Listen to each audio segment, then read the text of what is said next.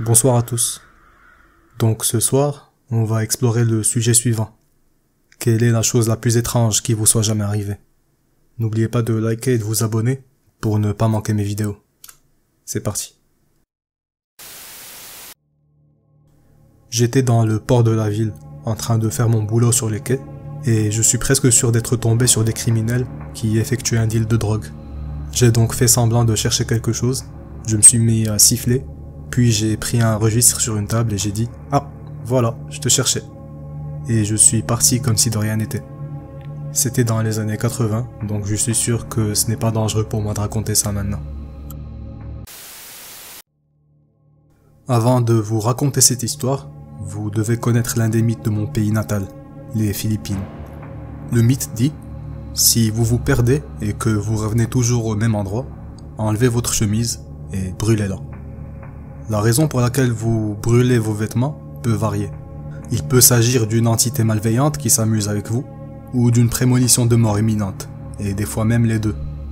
Les Philippines étant constituées d'îles et de petites localités avec leur propre dialecte, il n'est pas surprenant que le mythe connaisse plusieurs variantes. L'histoire se déroule à l'époque où j'ai commencé à conduire. J'avais pris l'habitude de me promener la nuit, sans véritable destination, juste pour me balader. Je me trouvais dans une banlieue et j'ai décidé de m'arrêter pour fumer.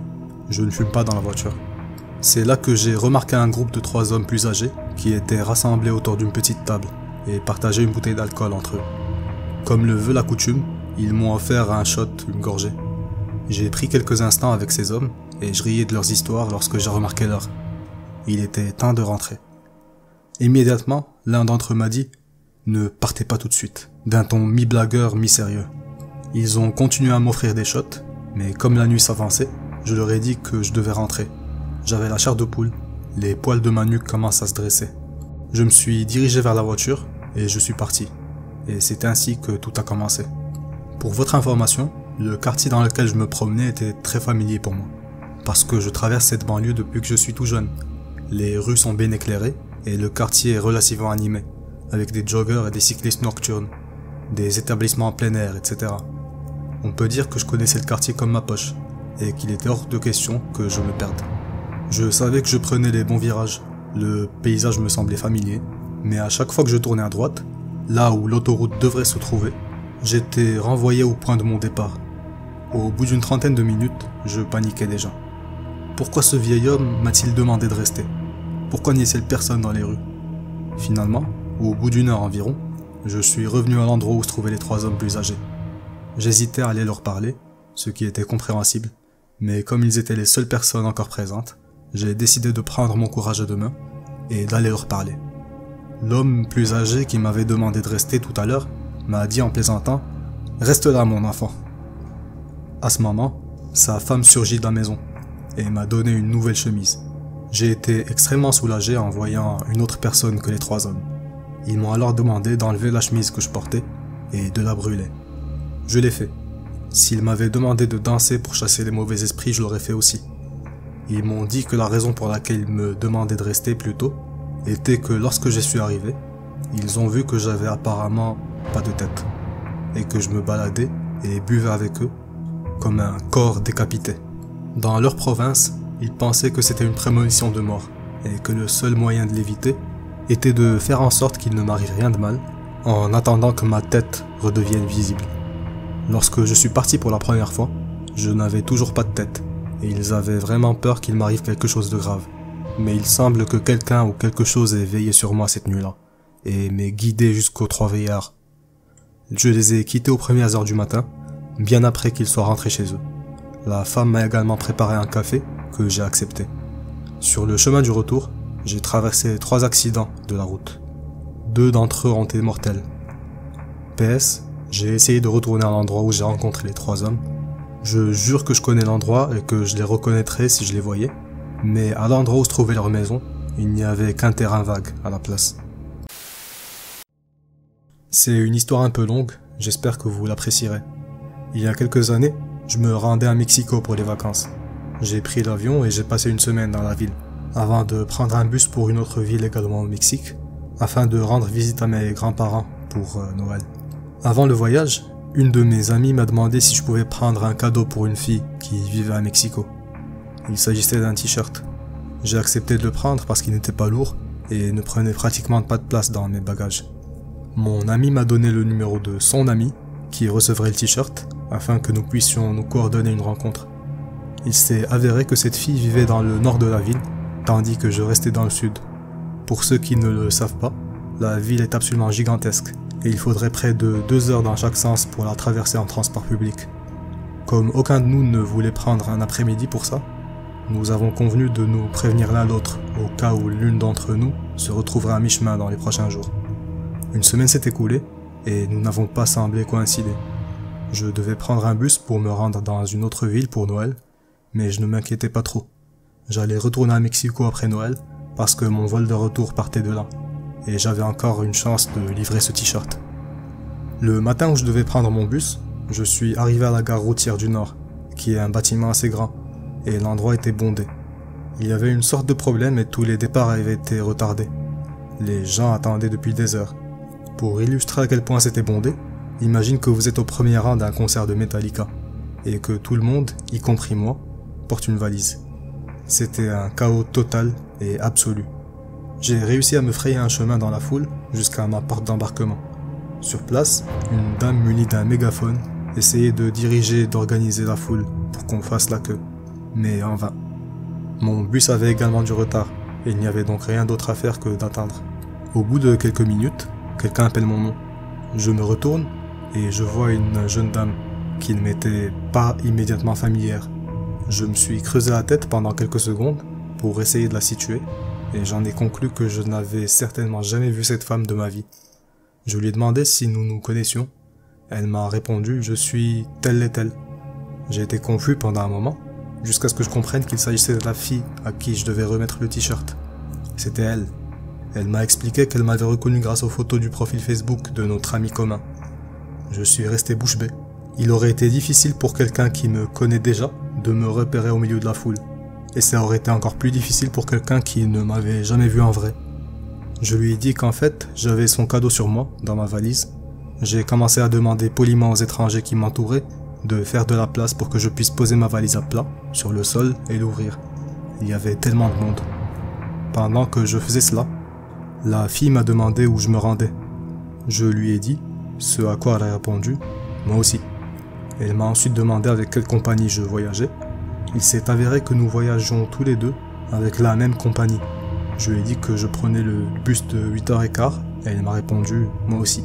Nous étions exactement dans le même bus.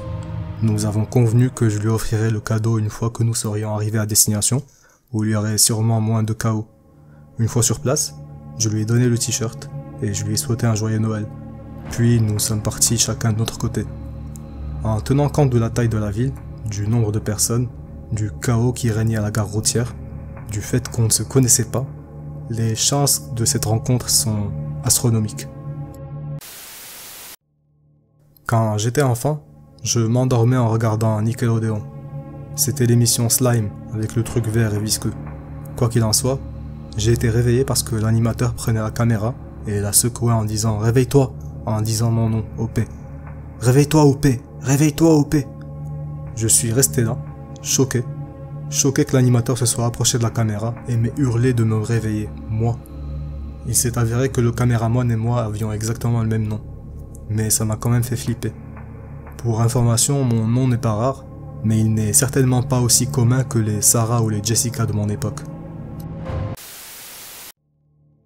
J'assistais à un concert à Londres, et une fois le concert terminé, il me restait environ 1 heure pour prendre le train qui me ramènerait chez moi, à environ 2 heures de la ville.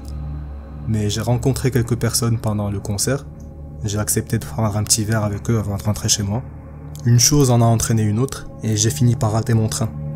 Ce n'était pas un grand désastre, j'ai des amis à Londres qui ont toujours été heureux de me laisser dormir chez eux. L'un d'entre eux travaille même le soir, je peux donc simplement lui envoyer un message et récupérer la clé de son appartement. Je saute donc dans le métro et je me dirige dans sa direction.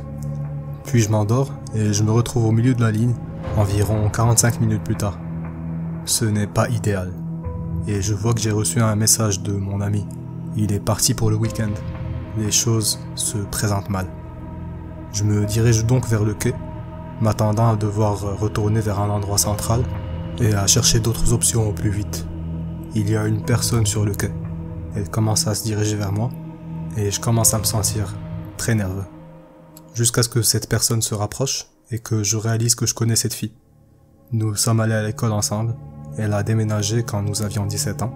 Et la dernière fois que j'ai eu des nouvelles, elle vivait juste à côté de Stockholm. Il s'avère qu'elle vit toujours là-bas.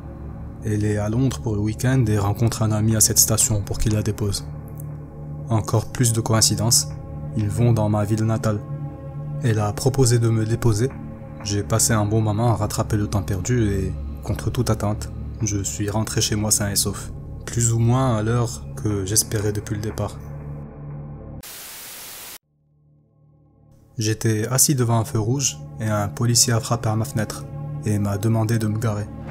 Il s'est avéré que ma voiture et celle qui l'a précédée avaient le même numéro d'immatriculation.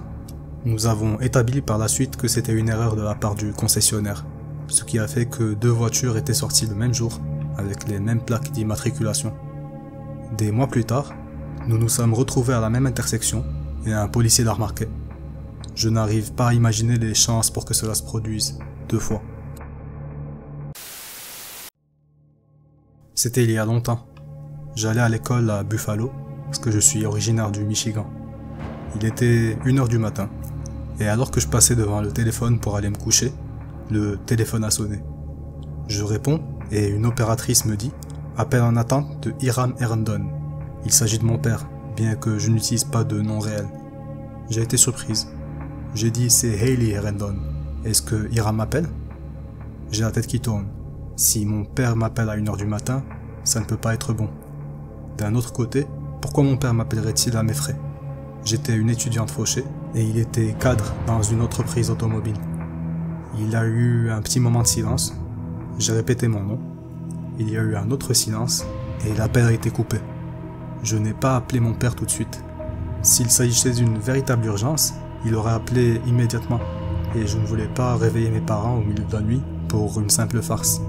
J'ai appelé le lendemain et mes parents n'avaient aucune idée de ce qui se passait. Pour moi, le plus étrange, c'est que la personne qui m'a appelé portait mon nom de famille inhabituel, ainsi que le nom de mon père. Il y a quelques semaines, j'ai fait un rêve fou dans lequel je voyais mon âme se diviser et certaines parties de mon corps devenir ultra sensibles. Et non, je veux pas parler de cette partie-là. Ce matin-là, je me suis réveillé et je ne pouvais physiquement pas bouger. J'ai essayé d'attraper ma bouteille d'eau à côté de mon lit, mais je n'ai pas pu. J'ai essayé d'ajuster ma couverture et je n'ai pas pu non plus. Il m'a fallu une demi-heure pour me lever. Il s'est avéré que j'avais chopé le Covid. Vers l'âge de 7 ou 8 ans, je suis allé au parc avec ma grande sœur et son ami. Nous nous amusions et il était presque temps de rentrer à la maison pour la nuit. Nous avons entendu quelqu'un dire « Eh !» Et lorsque nous nous sommes retournés pour voir où se trouvait cette personne, nous avons vu un homme complètement nu de l'autre côté de la clôture. On a eu très peur. Il a passé son organe à travers le grillage et nous a dit de venir vers lui. Nous nous sommes enfuis de là aussi vite que possible. Quand nous sommes rentrés à la maison, nous avons verrouillé toutes les portes et les fenêtres. Nous avons jeté un coup d'œil par la fenêtre et on a vu le même type, maintenant en vélo. Il avait mis ses habits et longeait la rue à notre recherche. Un jour, je me suis coupé le doigt et j'ai eu besoin de points de suture. Je suis donc allé à l'hôpital. Lorsqu'ils ont appelé mon nom, je suis allé au comptoir. Un autre homme a fait de même. Nous portions tous les deux le même nom et nous avions tous les deux le doigt coupé. Mon frère adoptif est allé à l'école avec un enfant qui lui ressemblait beaucoup. Tout le monde le remarquait. Une vingtaine d'années plus tard, mon frère a retrouvé sa famille biologique et il s'est avéré que lui et cet enfant étaient des frères à part entière. Leur mère était très jeune lorsqu'elle est tombée enceinte pour la première fois et elle a été contrainte d'abandonner le bébé. Cependant, elle et le père voulaient toujours être ensemble et sont finalement mariés et ont eu un autre enfant. Malheureusement, la mère est décédée avant que mon frère ne puisse la rencontrer, mais il est maintenant proche du reste de la famille. J'ai reçu 3 téléphones portables dans une livraison de nourriture pour chien. Je pense que mon chien est un trafiquant de drogue. À une époque, j'habitais à environ 10 minutes de la ville. Un soir, vers 23h, je suis allé en ville pour acheter de la nourriture et le drive-in n'était pas trop fréquenté. Je ne sais pas exactement à quelle heure je suis rentré, mais quand j'ai regardé l'heure, il était presque 3h du matin. Après avoir pris mon repas à emporter, je ne me suis arrêté nulle part sur le chemin du retour et je n'étais ni ivre ni défoncé. Je suis allé me faire scanner pour voir s'il se passait quelque chose, mais tout était normal. Je n'ai aucune idée de comment un trajet d'environ 30 minutes a pu durer presque 4 heures. Cela me dépasse encore aujourd'hui. Mon fils aîné était sourd quand il était petit, en raison d'une malformation de l'oreille interne, mais il a regagné son ouïe à l'âge de 3 ans. Après ça, il parlait un peu mais il était très difficile à comprendre. Nous utilisions principalement la langue des signes. À l'époque, son père, mon ex-mari, était en service militaire à la base. Il n'y avait donc que moi et mon fils. La nuit, je l'entendais parler dans sa chambre, mais je ne comprenais pas ce qu'il disait. Il riait de temps en temps, donc je me suis dit que tout allait bien. Cette année-là, pour Noël, ma mère nous a offert à mes sœurs et moi des albums photos. Elle a copié pour nous des photos de sa famille et de celles de mon père. Jusqu'à présent, je n'avais pas eu de photos de mes grands-parents. Quelques jours après Noël, je montre mon album à ma belle-sœur. J'ai mon fils et le livre sur mes genoux. J'ai tourné la page qui contenait des photos de mes arrière-grands-parents et de mes grands-parents, un côté paternel et un autre maternel. Le visage de mon fils s'illumine et il pointe du doigt le père de ma mère, Robert, sur une photo de groupe et dit clairement « C'est Bob ». Ma belle-sœur et moi ne pouvions pas croire ce qu'il venait de dire. Je lui ai demandé « Comment la connais-tu » Mon fils a éclaté de rire et m'a simplement dit « Bonne nuit ». Le fait est que même si j'avais eu une photo de mon grand-père, je ne l'ai jamais appelé Bob. Il était juste grand-père. Il est impossible que mon fils ait pu connaître son nom et le désigner sur une photo de groupe. Aujourd'hui, il a 22 ans et il reste un enfant bizarre. J'avais une dizaine d'années et ma mère traversait une période très difficile. Un jour, pendant cette période, elle est rentrée à la maison et s'est assise en regardant le vide. Je me trouvais de l'autre côté de la pièce et je l'ai regardée. Je jure que, d'une manière ou d'une autre, j'ai pu voir son expérience humaine. J'ai été comme aspiré dans sa conscience pendant un moment. Je pouvais voir ses pensées comme si elles étaient les miennes et ressentir son désespoir. Elle repensait à toutes les personnes qu'elle avait connues dans sa vie. Je pouvais les voir dans mon esprit, même si je ne les connaissais pas, et je pouvais entendre le récit dans ma tête. Elle se demandait comment elle avait pu se planter à ce point et chercher dans sa mémoire où elle s'était trompée dans sa vie. Et je pouvais ressentir son désespoir d'une manière que je ne saurais décrire. C'était vraiment comme si elle avait baissé sa garde et que je pouvais voir dans son âme. J'aurais aimé la réconforter à ce moment-là, mais c'était si bizarre que je ne savais pas quoi faire. C'était comme si j'avais assisté par inadvertance à un moment très privé et vulnérable qui ne m'était pas destiné. Quand j'avais 13 ans environ, j'avais la maison pour moi tout seul. J'ai posé des biscuits Oreo sur la table et je suis allé dans la salle de bain. Quand je suis ressorti 5 minutes plus tard, les biscuits avaient complètement disparu. Je ne les ai jamais retrouvés. Quand j'étais enfant, je marchais dans la rue quand une vieille femme qui poussait un fauteuil roulant s'est approchée de moi. Le fauteuil roulant porte ce qui ressemble à une personne entièrement recouverte d'une épaisse feuille de plastique noir. C'était comme si la femme transportait un cadavre. Nous nous sommes regardés dans les yeux, elle m'a souri et elle est passée devant moi. Je ne me suis pas retourné et je suis rentré chez moi. Plus de 20 ans plus tard, je me demande encore ce qui s'est passé, ou même si c'était réel. Un soir, 3 copains et moi avons décidé de prendre de l'LSD. Plus tard dans la nuit, on a commencé à avoir super faim, et on a commencé à marcher jusqu'à la station essence pour acheter de la nourriture et des cigarettes. Nous traversions tous un terrain de football, quand tout à coup, nous nous sommes arrêtés en même temps et avons tendu la main vers le grillage pour pouvoir l'escalader. Le problème, c'est qu'il n'y avait pas de clôture. On était au milieu d'un terrain de football. Avec le recul, ce n'est pas si étrange, mais à l'époque, c'était absolument bouleversant. J'ai passé un très mauvais moment la première fois que j'ai pris des champignons. J'ai passé la majeure partie de mon séjour à pleurer dans ma chambre. Pendant la descente, je suis sorti dans le salon parce que j'avais entendu mes colocataires rentrer chez eux. J'étais sur le point de commander une pizza sur mon téléphone quand j'ai regardé ma chienne et je me suis dit, je me demande si elle aimerait se promener. À ce moment-là, j'ai compris que je faisais partie du monde, que je pouvais interagir avec le monde et que mes actions pouvaient avoir un effet direct sur les choses qui m'entourent. Par exemple, si je mets la laisse à mon chien et que je l'emmène se promener, il aurait fait quelque chose qu'il aime et qu'il n'aurait pas pu faire sans moi. Ou je pourrais commander une pizza et une pizza apparaîtrait à l'endroit où je me trouve. Et tout ça grâce à moi. Je pense que pendant le trip, j'ai un peu oublié ce que ça signifiait d'exister. Et le fait de prendre soudainement conscience que j'existe a été un énorme mindfuck pour moi. Mon père et moi avons pris l'avion pour le Queensland depuis Victoria, après avoir assisté aux funérailles de sa grand-mère. C'était une âme gentille et belle, et elle me manque encore beaucoup aujourd'hui. Peu de temps après notre arrivée chez lui, nous étions debout près de la porte de sa chambre à coucher, face à face, en train de nous disputer. J'ai fini ma phrase, puis je lui ai demandé « Tu as vu ça ?» Il a souri et il a acquiescé. Nous avons tous les deux admis avoir vu une étincelle verte au coin de l'œil et au même endroit. C'était comme un petit nuage d'étincelles vertes qui scintillait et tombait au ralenti, et ça a duré quelques secondes. J'ai immédiatement vérifié la pièce pour voir s'il y avait des rayons de soleil à travers le rideau, mais il n'y avait rien du tout. J'ai eu du mal à m'endormir cette nuit-là. Vers la fin de l'opération Tempête du désert, j'étais au fin fond de l'Irak, au milieu de nulle part, pour une mission de reconnaissance. Nous étions à la recherche de lanceurs de missiles Scud, on n'en a jamais trouvé.